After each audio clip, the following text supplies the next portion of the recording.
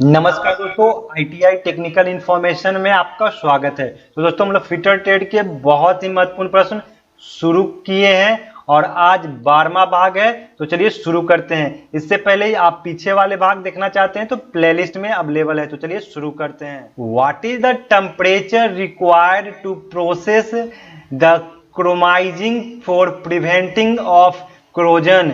जंग के रोकथाम के लिए क्रोमाइजिंग प्रक्रिया के लिए आवश्यक तापमान क्या है? तो क्रोमाइजिंग के लिए जो टेम्परेचर चाहिए वो 1300 डिग्री सेंटीग्रेड से 1400 सेंटीग्रेड चाहिए। तो इसका करेक्ट आंसर होगा option D. Which metal has high resistance to chemical reaction?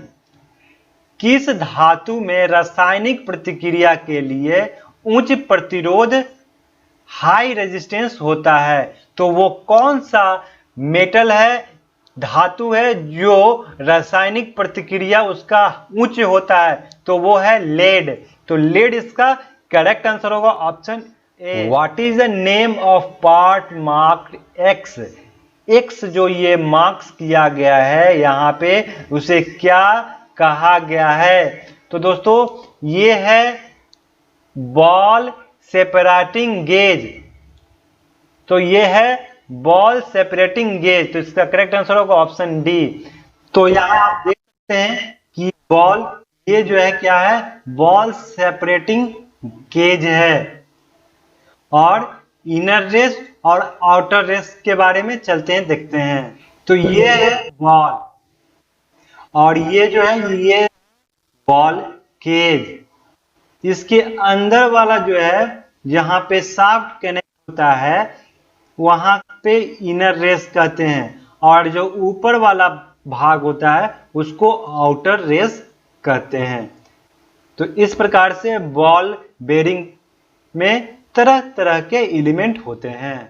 Which bearing material is use for light loading and low speed application?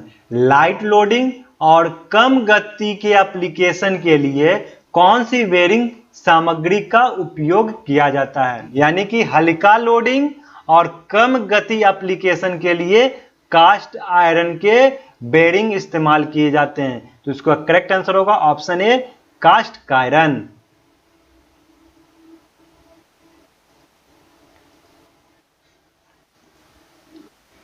Which bearing material has low coefficient of friction and high material cost?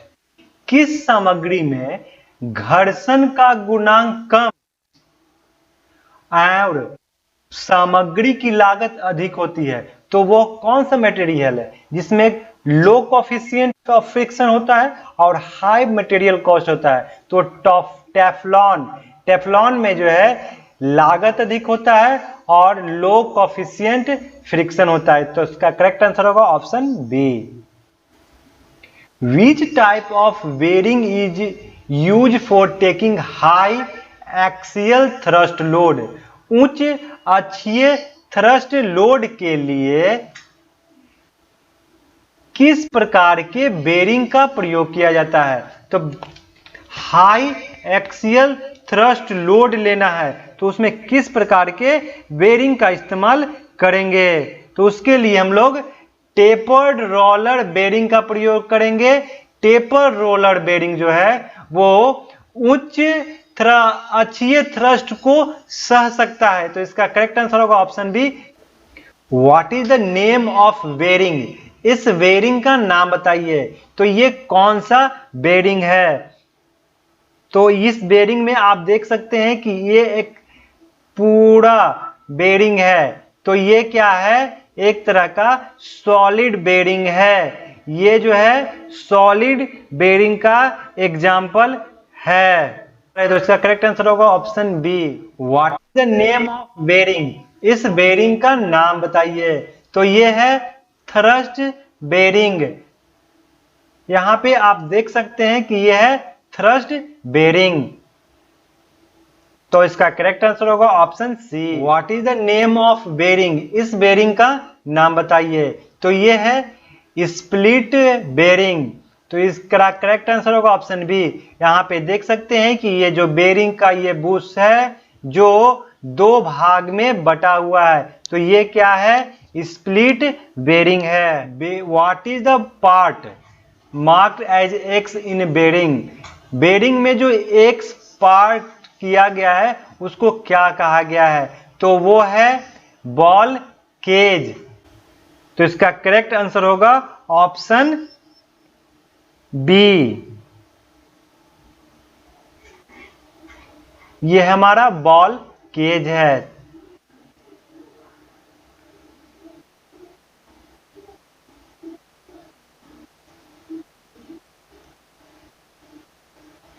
Which type of abrasive used for very heavy radial load?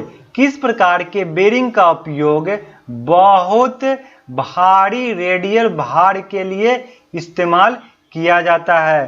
तो बहुत भारी radial भार सहने के लिए double roller bearing का प्रयोग किया जाता है। इससे भारी रेडियल लोड सहा जा सकता है। तो इसका करेक्ट आंसर है ऑप्शन डी।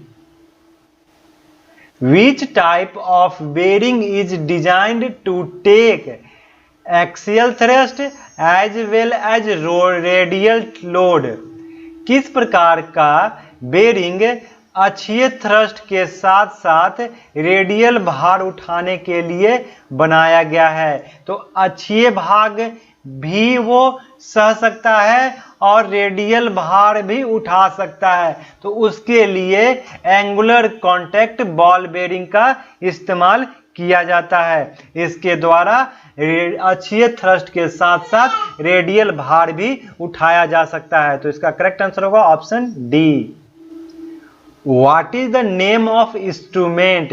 इस इंस्ट्रूमेंट का नाम बताइए। तो ये इंस्ट्रूमेंट है स्पेशल इंस्ट्रूमेंट है height gauge with slip gauge holder.